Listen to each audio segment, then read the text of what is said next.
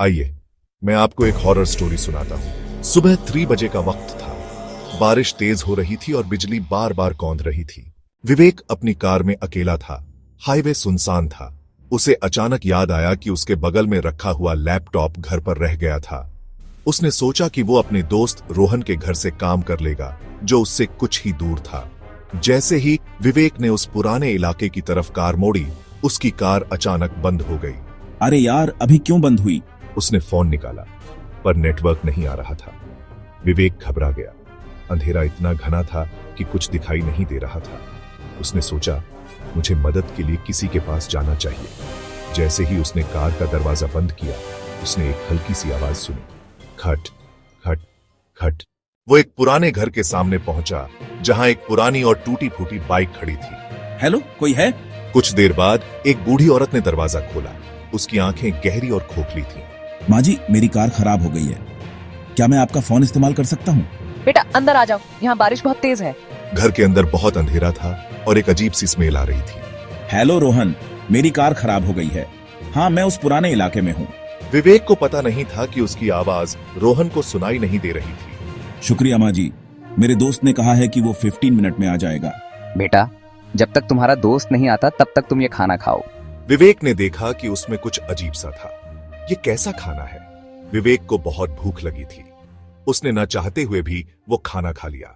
माँ जी, आप इस घर में अकेली रहती हैं? नहीं बेटा, मैं अकेली नहीं रहती। मेरे साथ वो लोग रहते हैं जिनकी मैं चुरा कर लाती हूँ, जिनका मैं शिकार करती हूँ। विवेक ने घबराकर दरवाजे की तरफ देखा। दरवाजा बंद था। और मैं उन्हें तब तक अपने पास रखती हूँ जब तक वो जिंदा होते हैं। मैं तुम्हें खा चुकी हूँ। विवेक घबरा गया और वो दरवाजे की तरफ भागने लगा। उसने देखा कि उसके कार के आगे वो टूटी फूटी बाइक खड़ी थी। जैसे ही उसने कार स्टार्ट की, उसने पीछे मुड़कर देखा। वो औरत बिल्कुल विवेक जैसी दिख रही थी, लेकिन उसकी आंखों में एक अजीब सी चमक थी।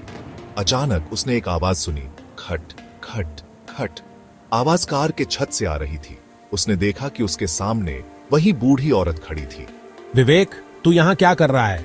तेरी कार तो खराब हो गई थी ना? भाई, जल्दी से यहाँ से चलो।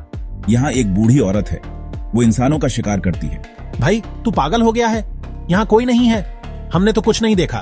उसने देखा कि उसके गले से एक अजीब सी रोशनी निकल रही थी। उसने उस बाइक को देखा। उस बाइक का सिर एक इंसान का था और शरीर एक बाइक का था। मुझे अब क्या करना चाहिए? मैं कैसे बचूंगा? विवेक ने घबराकर कार में बैठ गया और वो वापस उस घर की तरफ भागने लगा। बेटा, तुम वापस आ गए। मैं तुम्हारा इंतजार कर रही थी। बेटा, अब तुम यहाँ से नहीं जा सकते। तुम्हें अब मेरे साथ रहना होगा। यह सुनसान हाईवे पर चलने वाले उन कई मुसाफिरों में से एक और की कहानी थी।